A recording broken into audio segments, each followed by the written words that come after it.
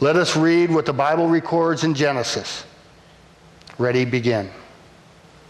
So Pharaoh said to Joseph, I hereby put you in charge of the whole land of Egypt.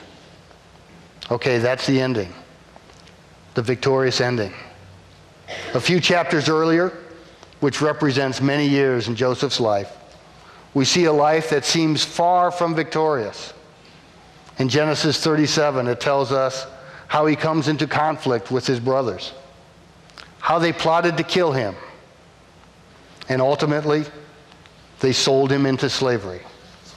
In verse 28, we read, So when the Midianite merchants came by, his brothers pulled Joseph out of the cistern and sold him. Genesis 39 picks up the story as Joseph is serving Potiphar, an Egyptian official. Here's where we begin to really see Joseph's attitude. He has every reason to be angry and dysfunctional. After all, his brothers hate him. They were going to kill him, and they sold him into slavery. Now, he's a stranger in a foreign land, a slave. But he does well, and it's noticed by his master Potiphar. In verse 5 it reads, From the time he put him in charge of his household and all that he owned, the Lord blessed the household of the Egyptian. Potiphar's wife, she also notices Joseph, and she makes an indecent proposal. Again, we see his attitude, but we also see this second ingredient of victorious living, this connection with God. Joseph's reply to Potiphar's wife is very straightforward. How then could I do such a wicked thing and sin against God? The story continues. Potiphar's wife, she lies. Potiphar gets angry, and Joseph's thrown into jail. In verses 20 and 21, we see that while Joseph is in jail, he maintains this good attitude, and he maintains his connection with God. It reads, But while Joseph was there in prison, the Lord was with him. So for a young man in his late teens, his brothers plot to kill him. They throw him down a well. Then they pull him up and sell him off into slavery. He's carted off into a foreign land, away from all that he knows, away from all that he loves. But he prospers in the house of Potiphar. He's falsely accused and thrown into prison, but he does well there too. Joseph has every reason to have a bad attitude, to throw a pity party. But not Joseph. He maintains this proper attitude, and he maintains his connection with God. His victory at the age of 30 is found in Genesis 41:41. That's where we started this story. So Pharaoh said to Joseph, I hereby put you in charge of the land of Egypt. And many of you know that the victory for Joseph doesn't end there. He's reunited with his father. He repairs the relationship with his brothers, and they live long and well in Egypt. Our next point is that we are to remain connected with other believers.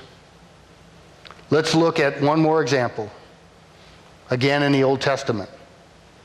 Again, a young man who is forcibly removed from his family, from his homeland, a captive.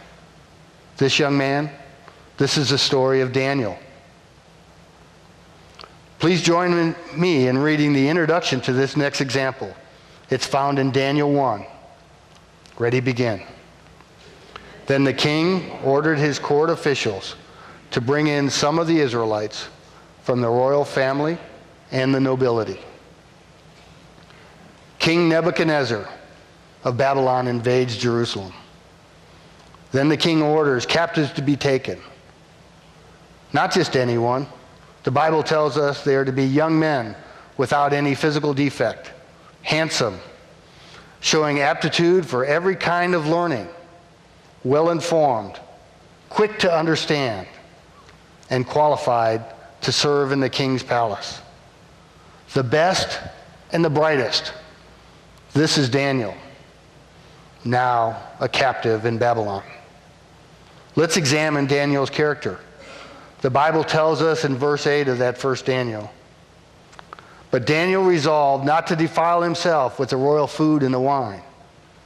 And he asked the chief official for permission not to defile himself this way." This is a courageous thing to say. He's been captured, hauled off into a foreign land. He's hardly in any position to make demands or requests. Yet he convinces the guard to allow a trial.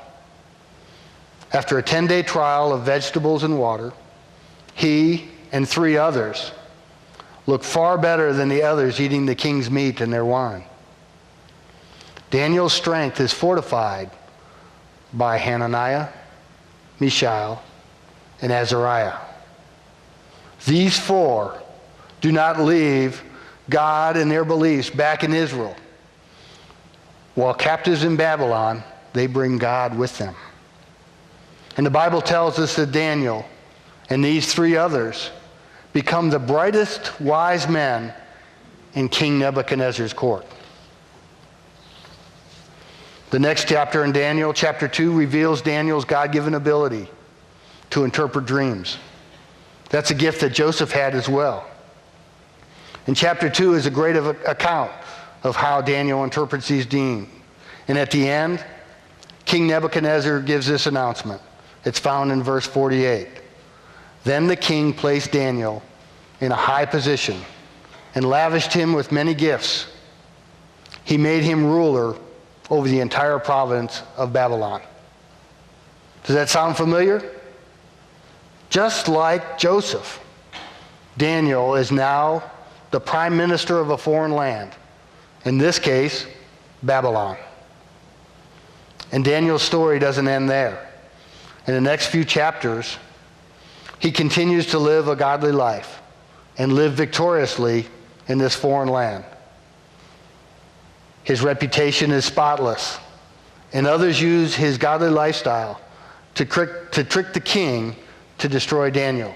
Now, this isn't King Nebuchadnezzar. This is a third king, King Darius. They accuse Daniel of worshiping God and not King Darius. And Daniel is thrown into the den of lions.